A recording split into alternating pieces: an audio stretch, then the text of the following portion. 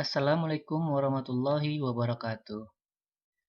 Pada video kali ini kita akan membahas bab baru yaitu teori asam basa.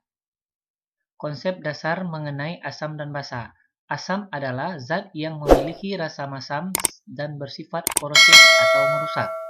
Sedangkan basa adalah zat yang memiliki rasa pahit, melarutkan lemak, dan bersifat kaustik atau licin. Konsep dasar lain mengenai asam dan basa yang dikemukakan oleh beberapa para ilmuwan. Yang pertama, menurut Lavoisier adalah zat yang menyebabkan sifat asam adalah oksigen. Kemudian menurut Sir Hadafi, zat yang menyebabkan sifat asam adalah hidrogen. Sedangkan menurut Gay-Lussac, asam dan basa adalah zat yang saling menetralkan satu sama lain. Itulah konsep dasar dari teori dari asam dan basa. Berikut yang akan dibahas adalah teori asam dan basa, perkembangannya, yaitu yang pertama teori Arrhenius. Ya, teori Arrhenius katanya asam adalah pembawa sifat asam ialah ion H+ dan asam melepas ion H+ dalam air. Contohnya sebagai berikut, HBr terurai dalam air menghasilkan terionisasi menghasilkan H+ tambah Br-. Ini artinya adalah dia menghasilkan H+.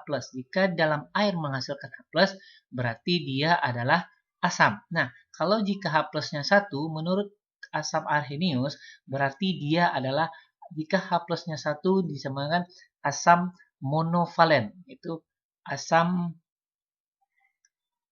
monovalen, ya, atau biasanya disebut dengan asam monoprotik, ya, asam monoprotik, karena menghasilkan 1 H+, ya, karena menghasilkan 1 H+. Ya, contoh kedua, H2CO3 terurai menjadi terionisasi menjadi 2 H+ tambah CO3 2-. Karena menghasilkan 2 H+, maka disebut dengan asam divalen atau diprotik. Ya, boleh divalen atau diprotik. Sedangkan basa, pembawa sifat basa adalah ion dari OH-. Ada tandanya adalah OH-. Kalau asam tadi adalah H+, kalau basa tandanya adalah OH-, yaitu melepaskan ion OH- dalam air, yaitu jika dilarutkan dalam air akan melepaskan ion OH-. Sebagai contoh, NaOH menghasilkan NH+ tambah OH-. Nah, OH- yang dihasilkan hanya 1, berarti namanya adalah basa monoprotik, ya, basa monoprotik karena menghasilkan 1 OH-. Contoh kedua, AlOH 3 kali menghasilkan Al3+ ditambah 3 OH-.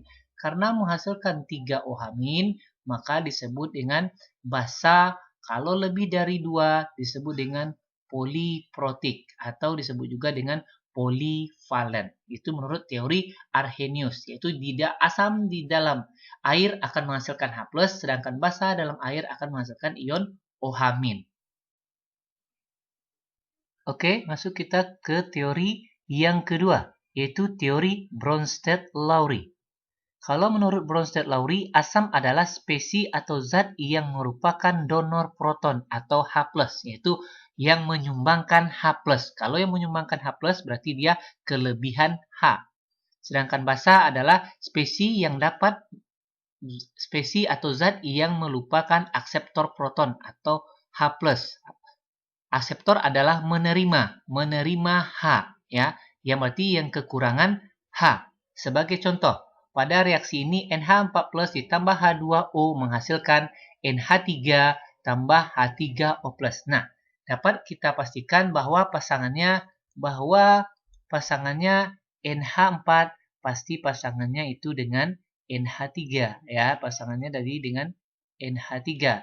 Sedangkan H2O pasangannya pasti dengan H3O+, ya. Pasangannya pasti dengan H3O+.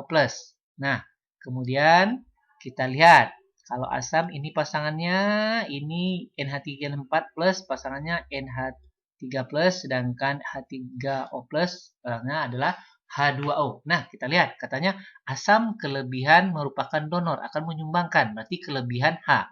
Sisinya itu kelebihan H. Kita lihat. Ini hanya 4, ini hanya 3. Berarti di sini, dapat di sini kan adalah di sini yang asam, di sini yang basa. Nah, di sini yang asam. Kalau kekurangan satu disebut dengan hasilnya disebut basa konjugasi, ya.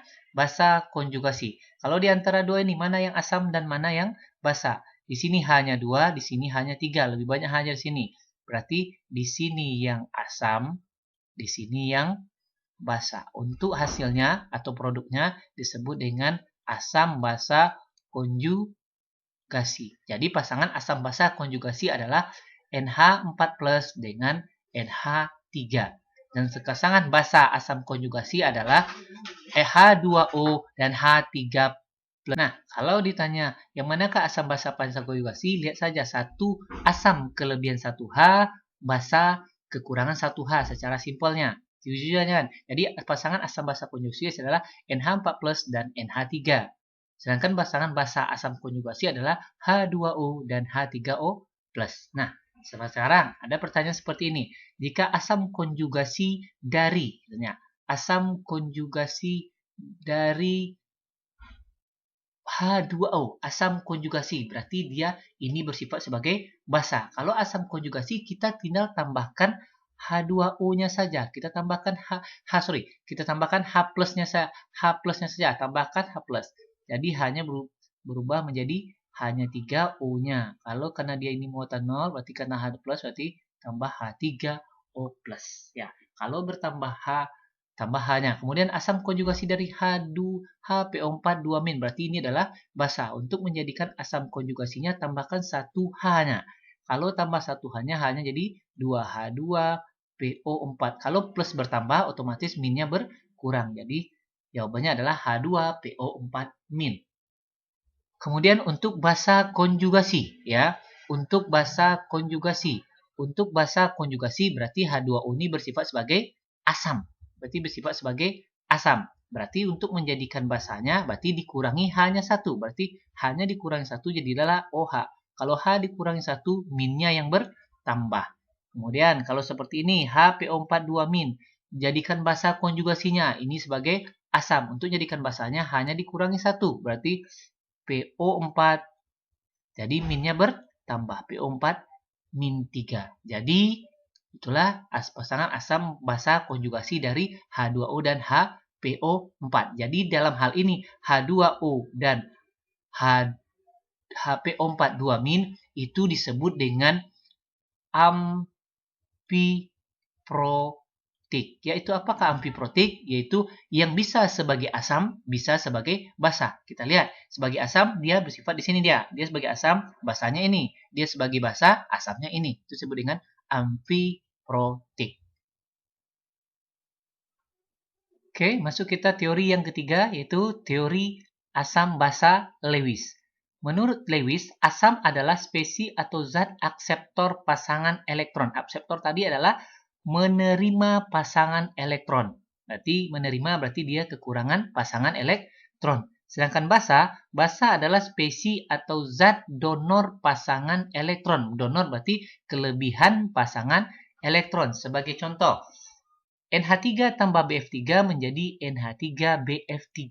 Nah, manakah asam NH3K atau BF3K? Nah, untuk mencari asam basa berdasarkan teori asam basa Lewis, ingat lagi kembali kepada struktur Lewis. Jadi kita harus membuat struktur Lewisnya. Kita gambarkan NH3-nya, yaitu NH3 kita gambarkan seperti ini. H. Sedangkan BF3 kita juga gambarkan F.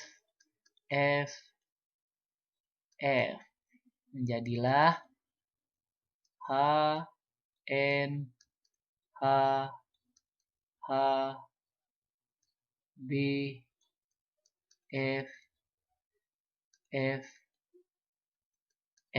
Nah, sekarang kita yang perlu kita ingat adalah atom pusat dari NH3 adalah N. N itu nomor atomnya adalah 7. Kita konfigurasikan 25. Berarti elektron valensi daripada N adalah 5. Kita lihat ini sudah 1, 2, 3, 4, 5. Nah, sudah cukup 5. Sedangkan untuk B, BF3 atom pusatnya adalah B. B itu nomor atomnya adalah 5. Berarti adalah 2, 3. Berarti elektron valensinya adalah 3. Struktur Lewisnya 3. 1, 2, 3. Nah, kembali kita lagi ke asalnya bahwa asam adalah donor pasangan akseptor penerima. Sedangkan basa adalah pendonor. Berarti inilah di sini yang kelebihan. Berarti si N yang mendonorkan ke si B. Berarti N yang mendonorkan ke si B. Jadi yang bertindak sebagai asam. Nah, yang bertindak sebagai asam adalah si asam siapa? NH3. Asam adalah yang menerima. Yang menerima adalah BF. Berarti yang bertindak sebagai asam adalah BF3 dan bertindak sebagai basa adalah si NH3 karena dia memberikan donor elektronnya. Jadi asam basanya menurut Lewis basa adalah NH3, asam adalah BF3. Nah, untuk kalau pasangan asam dari Lewis itu biasanya terdapat pada ikatan kovalen koordinasi ya,